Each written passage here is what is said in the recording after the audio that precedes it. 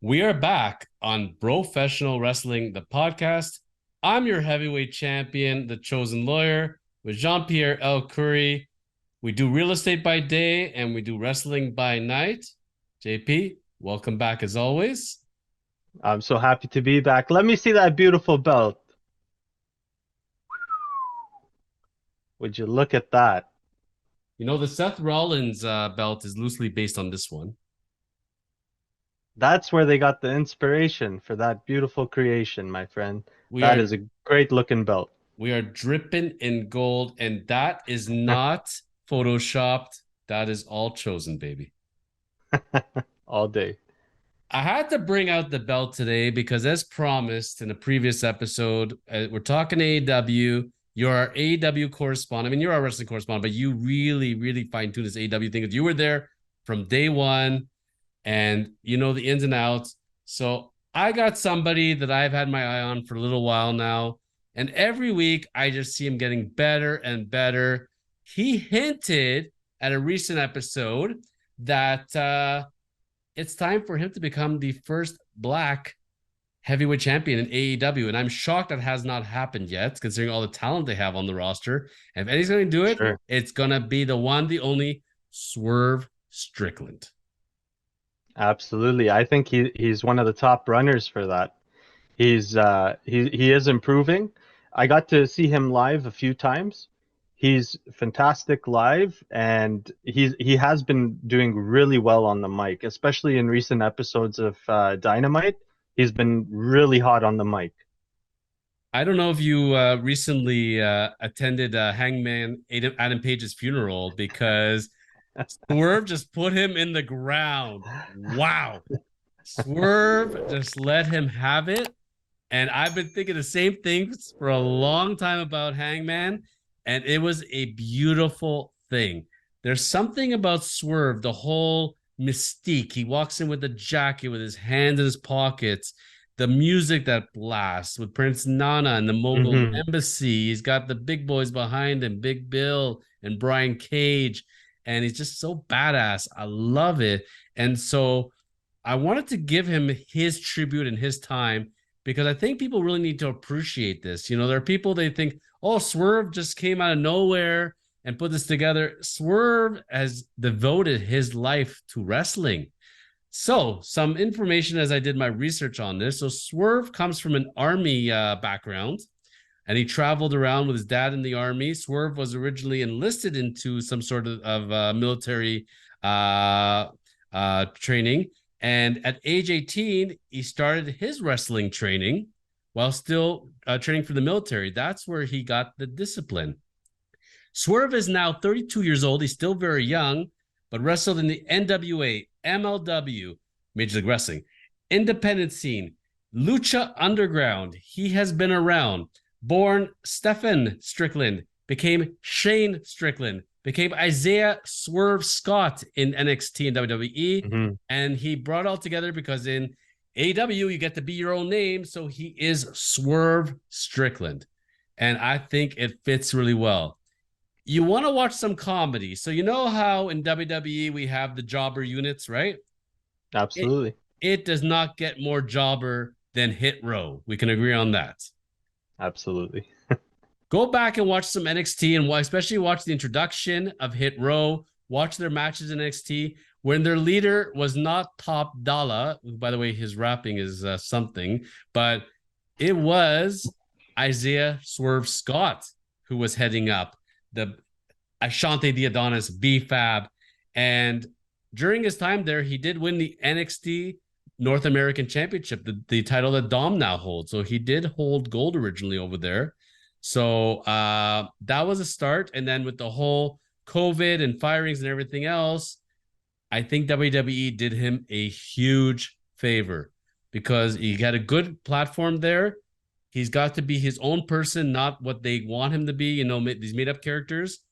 And I'm loving what he's doing, and he's only rising from there. I like the whole Prince Nana thing. I was going to mention a few other parts. I did not realize this. When he was originally with Keith Lee before they broke up, the tag team was called Swerve in Our Glory. That's right. Yep. What the heck is Swerve in Our Glory? Uh, well, there used to be the old chants, "Oh, bask in his glory" for Keith Lee, and then you got Strickland Swerve, and that's how that came about. It was pretty short lived.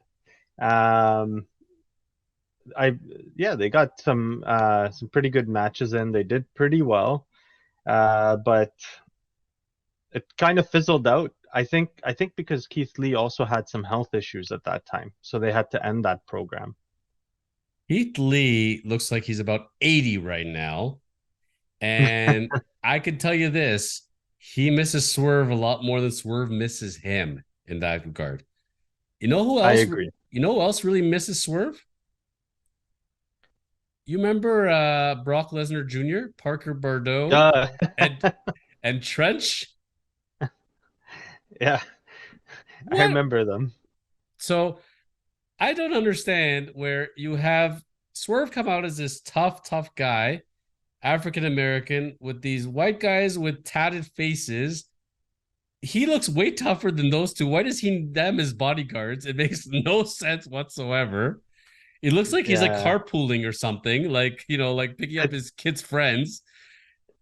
I never understood that Mogul affiliates thing. That fizzled out pretty quick as well.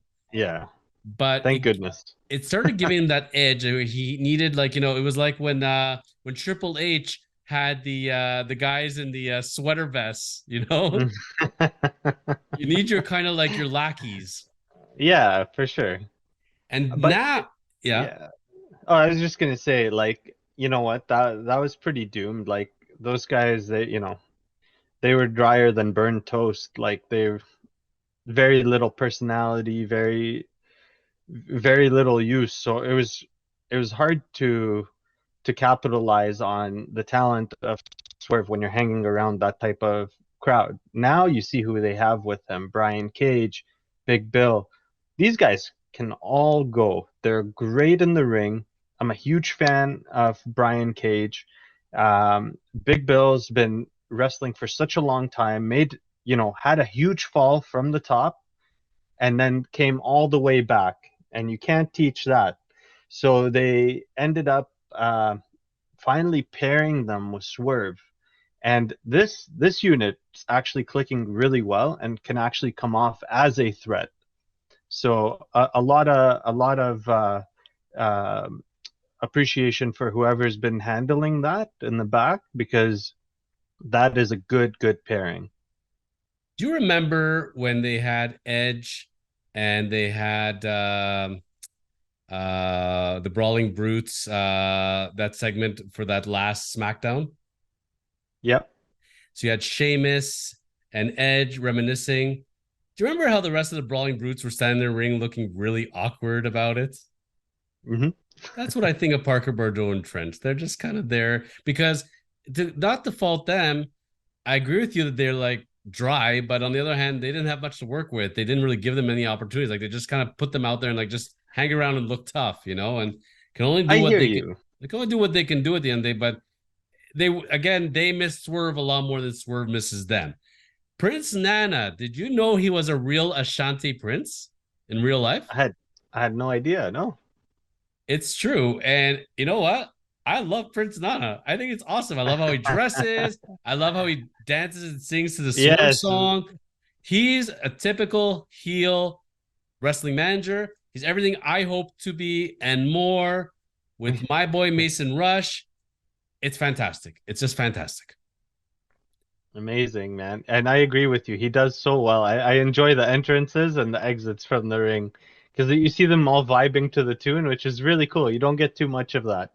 So that's really great. And it's a great song. And you swerve and And you the crowd swerve. pops, I always right? pop. I As love soon, it. whose house, as soon as that hits, get the whole audience. Whether you love them or not, everybody responds. So good job, whoever came up with that. Can you see a day when Swerve does win gold? Even if he's a transitional champion, at some point or another, can you see, for example, who's going to pick up the Triple B?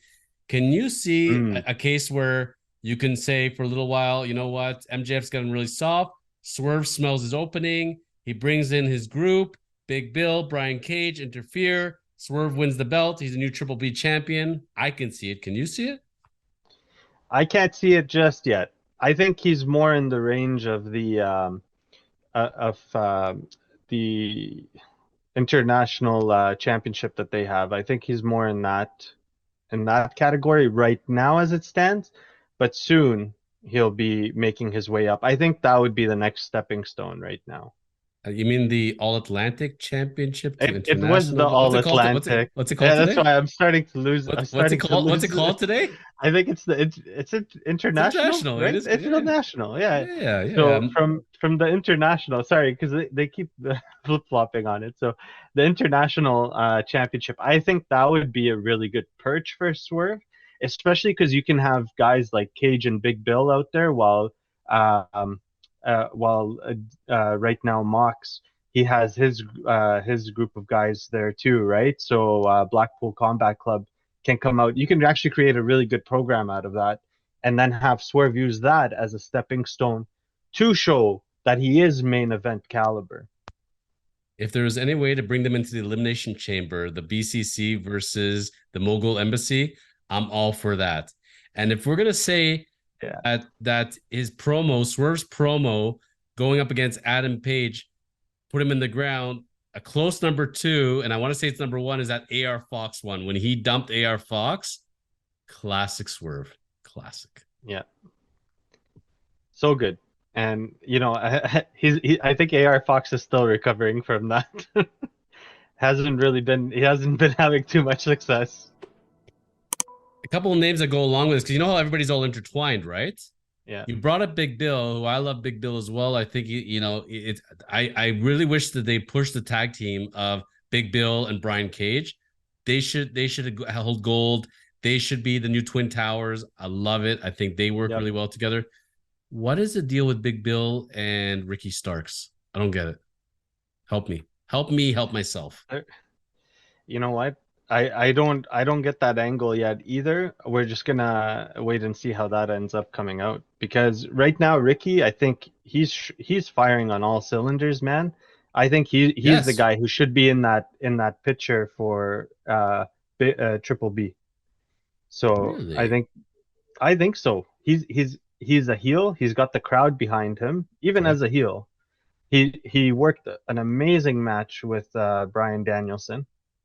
I think I think he's really earning his stripes there, man. And I think he's one of the top guys to go after that belt right now.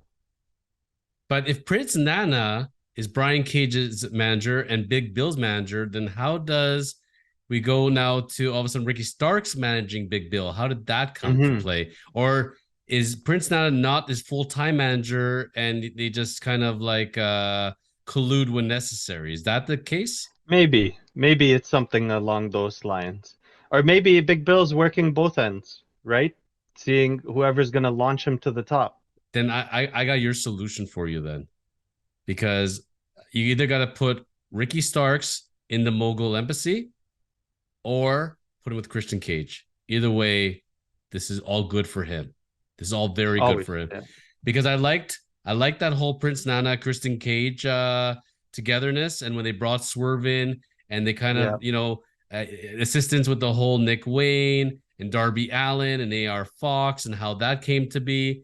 I think it's classic, and the two people in the background who really hold it together is Christian Cage and Swerve, and I think they work really well together. So there's more to this. They might make it as a whole combining of the factions, perhaps. Imagine bringing Christian Cage and Luchasaurus in with Swerve and Brian Cage. Oh boy, like I'm going an overload here. Well, the good news is there's certainly enough belts to get, some gold on some on that whole group in AEW. So, you know what? That could be where it's headed. Definitely. Now, if we're going to talk about gold, then, because a person that you cannot bring up a gold, and you talked about the international championship, let's see that Mhm. shirt you're wearing. I Freshly was squeezed. there. I was there when he won the gold. You were there Me too, I too. believe. Absolutely. Right by the entrance ramp. How amazing was it when they grabbed the backpack and threw it in the backpack? I loved it. I loved it, man, because it's something you've never seen before. Who comes out with their belt in the backpack? It's brilliant. And Whatever. Whatever. yeah, Whatever. you know, and to think that he made it all the way there without having a catchphrase. How great is that? You can certainly see if you're gonna say that Tony Khan has his favorites. Oh Orange yeah, Cassidy's right at the front of the bus. There's no question. He's the teacher's pet, and for good reason. Now, 100% earned. my opinion, this man goes to WWE. They are going to ruin him in about 3 seconds. I Absolutely. love what he's doing in AEW, but I'm confused. Help us, please. JP, what is now the future of Orange Cassidy? Having dropped the belt, the international belt to John Moxley, many saying this is actually a good thing of his career because he showed he can roll with the biggest of the boys because John Moxley is as bad as they get and Hmm. held his own. And if you're going to drop it to anybody, it was him. And now it gives him a chance to recalibrate. Do you agree with that? And what is the future of Orange Cassidy?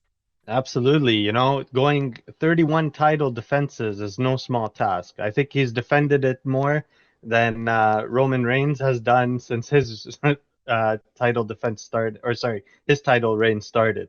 So he was working hard. He turned that belt into a workhorse belt. He elevated that belt to a new level. I think Mox is going to help keep it at that status, if not bring it up a few more notches because that belt is relevant and it's due to the hard work of my man Orange Cassidy. He, you know what? I think he really needed time to recover. I'm happy that he dropped the belt because he was looking a little rough, moving a little slower. In his last few matches, you could see, especially against Mox, you could see the how fatigued he was. Trying to kick flip, stumbling on that and a few times, and he nails that every time, right? So he was definitely he's been going through a very intense schedule. I'm happy to see him kind of wind back the schedule just a bit for now, and I think he's going to come in red hot, and the crowd's going to be hungry for it. And he's definitely someone that I can see in that title picture. Can you see one day Orange Cassidy as our heavyweight champion? I can see it. He's moving merch. He's got fan support. He has the best pyro in the business, in my opinion. And he's you know what? I think he can do it. He showed he's durable enough. He can run with them. There's two things I'm going to need out of him then. Number one, he has to get injured and then hit the weight room, maybe take the Vince McMahon diet plan, you know, and come back looking Triple H-ish. I think that's Yeah. number one. I need a little bit more of an intense and jacked Orange Cassidy. And number two, with his whole whatever and I don't care gimmick, I'm ready for heel Orange Cassidy. I'm just ready for it. I'm ready for him to kick best friends in the face, and I'm ready for him to get badass Orange Cassidy. I think that's going to be his next drive. Or are you seeing him as a face forever? I see him as a face. He's too lovable, man. he looks like he looks like you just want to be best friends with the guy. He's just such a nice guy. He can go. I think it'll be nice to just have a good feel good story of someone who's actually really cool, really nice, making it to the top without compromising their character. Because I don't think that's been done in a long time. And you could see, especially with Mox, you could see he started to get a lot more gritty. And at All In with the broken glass on the fist, you wouldn't expect that from Orange Cassidy. He's developing there, but I think he's still going to stay a face, but just a bit more gritty. And I like his look. I like his style. I think there's a lot more miles left on that one. You remember in a previous episode, you talked about Jack Perry and when he switched over to heel Jack Perry and how at the beginning when he talked, it was a little cringy and then he really grew into the Yeah. character. Now that they have Orange Cassidy talking more, I find it a little cringy. I think he needs to Really? I find it, and he needs to get his footing a little better. But I think as he gets more comfortable doing these lengthy speeches and everything else, I think he'll improve. I see the potential there. I love the guy. Don't get me wrong, Yeah, but I'm used to him saying only a few words and just shrugging. I like that part more. It's like Solo Sokoa. I don't want to hear him talk. When he talks, it doesn't work for me. I like him it's quiet and let Paul Heyman, let your manager do the talking.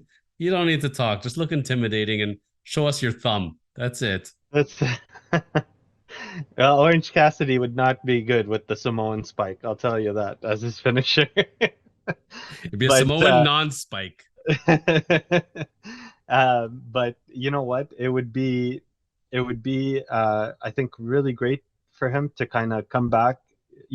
I could see him coming back a bit bigger. He does look actually a little more filled out than when he first came, I think. I think he's working towards that, and you know what? I think you know, hats off to the guy. He proved that he could be a great champion. Um, and he's impressed a lot of the guys in the locker room. Legends like Chris Jericho, Brian Danielson, all a lot of, you know, high, well-regarded people. So there's definitely a lot more than meets the eye with Orange, and I think he's gonna take it up to the next level very, very soon, and it's gonna be a real treat. You know what? I can't say I dispute you. And I used to laugh at the guy until I watched him doing that championship live. And you can't have a full appreciation for Orange Cassidy until you watch him live, watch his moves from his persona from the Yeah. second he walks in. I'm all for it. I understand now, and I totally get it. I gotta ask you a final question as we finish off today's episode, and we covered off some good ground today as far as Mhm. Orange Cassidy, Swerve Strickland, our boys, where they're headed in life. I gotta ask you, when you turn on Dynamite every single Wednesday, right? You get all excited and you watch the intro music and you see they change the graphics of who got fired Yeah. this week. But otherwise, I'm Excalibur and it's time, we're gonna jump right into it. There's only gonna be one or two people starting your screen, right? It's John Moxley or Orange Cassidy. Never fails. What's your reaction when it's a John Moxley match to start a Dynamite? You know what? It's picking up the pace. It's setting the tone for the show. When Mox opens, he's going to bring that raw energy and that intensity, and it's up to the rest of the matches after to follow and keep that pace. So I don't mind. I like Mox. He did win the championship without bleeding. So, that's a refreshing change for you, right? You must have felt great in that moment, I bet. Finally, a match he doesn't bleed. Yes, I was highly relieved. Highly. All right. So he's showing growth. They're watching our podcast, and I think they're listening very closely to the great insights that we're giving them. So If hats I off would, to you, Jonathan. You helped that one. I gotta say this much though. If I was Renee Paquette and I watched him bleed and all this, I'd be thinking, I think I can do better than this. But that's another story for another day. I love when Wild Thing plays and he walks the ring. Not as much as I love Final Countdown when Brian Danielson comes in. That's Oh, freaking awesome. But Wild Thing's cool. magic. I do. The BCC grew on me. I like Casio. I like Wheeler. It's all good. I wish Takashita was with them, but I get the whole Don Callis and they're doing great. Oh, They're perfect. doing perfect. Perfect. Perfect. Hats off. When Orange Cassidy comes on and that music comes on, I feel good. I smile. I feel happy. I feel like good things are gonna happen now. Yep. I have no issues with starting off a night or ending a night with Orange Cassidy. With Moxley, I I'm not gonna say he's overrated. I get why he's there. I get, it's the anti WWE thing. I just feel like there's more out of it, but if it's not, he's slowly going to grow into the guy. His job is going to be put more people over. I think that's where his point Yeah. is life. And he's like Chris Jericho is at right now. He's heading towards Chris Jericho Absolutely. land, and that's not a bad place to be at all. He's still a credible Oh, that's fighter. He's still badass. I guarantee you, if we meet John Moxley in a back alley and we say the wrong thing to him, he's breaking our nose. I'm pretty sure of that. oh yeah. 100%. He's not someone you want to get into a match with. He can take a huge beating, as we've seen week in week out in AEW especially. He's still bringing it. I think he's got probably like 4 or 5 more years left before he enters Chris Jericho land. Personally, I think he can still go. I think he can still go. He's showing it. His body is not in the same condition that it was when he was working for Vince McMahon and company. But you know what? He's gritty. He's tough. He's dependable. He's he's their workhorse, like it or not. He's been grinding and going and relatively healthy, despite a couple injuries and almost 5 years now. I will So, guarantee you in 4 or 5 years, John Moxley is not wrestling anymore. Not because he can't, mm, because he just doesn't want to be crippled. And I think he'll be around wrestling. I could see him being a mentor, evolving more to a manager or bodyguard type role. But I don't see it. I don't think he's going to put himself through that, his body through that. And I don't think Renee will let him. But time will tell. Time will tell.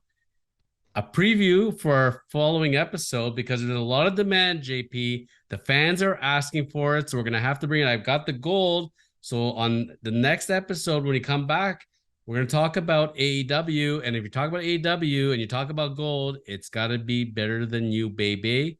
So let's bring that up, and we're gonna see you all back real soon on Professional Wrestling, the podcast.